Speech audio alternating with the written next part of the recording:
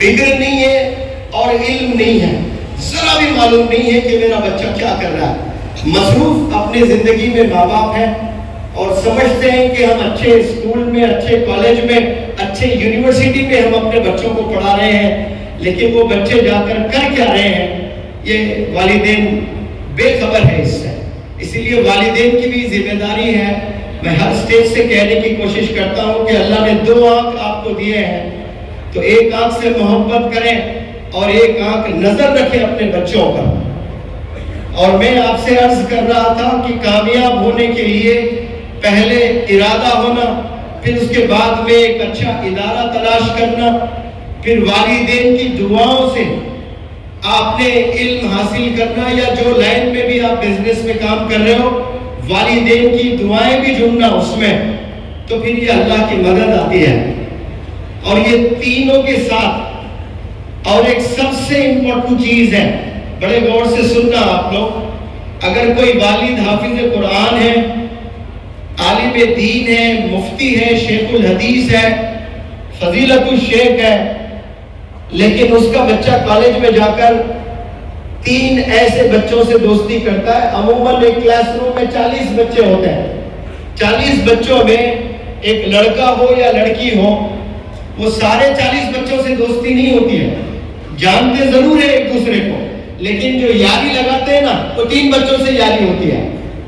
اور وہ 3 بچے اگر زانی ہے، شرابی ہے اور مزید گناہوں میں ملوث ہے تو والد تو بڑے دیندار، اب ایسے دیندار والد کا بچہ بھی جا کر وہ 3 بچوں سے دوستی اگر کر لیتا ہے نا تو پھر وہ والد بھی نہیں روک سکتا ہے، صحبت کا یہ اثر ہوتا ہے۔ اس لیے انگریزی میں کہتے ہیں man is known by the company he keeps۔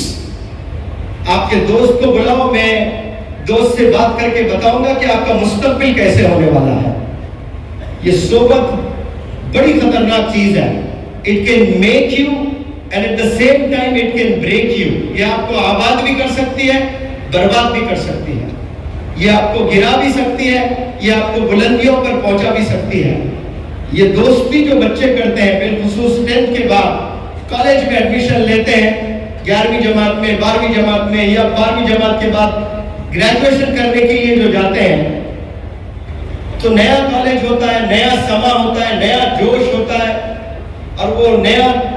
جذبے کے ساتھ نئے کالج میں، نئے سما میں قدم رکھتے ہیں نوجوان بچے، جوش آسمانوں میں ہوتا ہے۔ تو وہ جوش میں جا کر 40 بچوں میں تلاش کریں کہ میرا وقت کس کے ساتھ اچھا گزرے گا۔ آپ عیدین پر کپڑے خریدتے ہو تو 10 دکانوں میں جا کر اس کو چھوتے ہو، اس کو پکڑتے ہو، اس کو محسوس کرتے ہو، اس کو پہنتے ہو، ایک فوٹو کھینچتے ہو،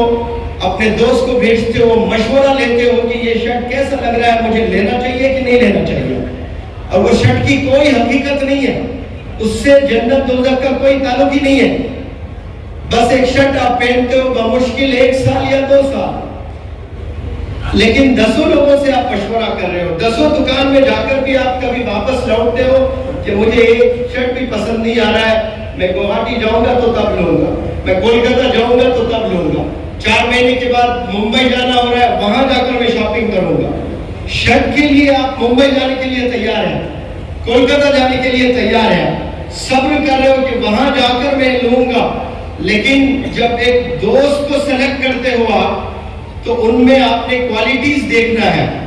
کہ اس سے میری دوستی ہو رہی ہے، اس سے میں نے یاری لگانا شروع کر دی ہے، کیا یہ گاڈ فیئرنگ ہے، کیا یہ اللہ سے ڈرتا ہے۔ اور جا کر کبھی مؤذن سے بھی پوچھنا، اس محلے سے جس محلے سے آپ کا دوست تعلق رکھتا ہے، اس مؤذن سے جا کر پوچھنا کہ مؤذن صاحب یہ بندے سے میں دوستی کرنا چاہتا ہوں، کیا یہ آپ کی مسجد میں 5 وقت نماز پڑھتا ہے؟ اور مؤذن صاحب کہتے ہیں کہ نہیں بھائی یہ جمعہ ہے، صرف جمعے کو آتا ہے، تو پھر آپ نے ڈیسائیڈ کرنا کہ اب مجھے اس سے دوستی نہیں کرنی ہے۔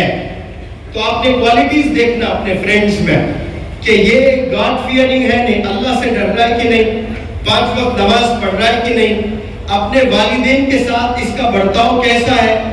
اپنے نیبرز کے ساتھ اس کا برتاؤ کیسا ہے۔ یہ ساری چیزیں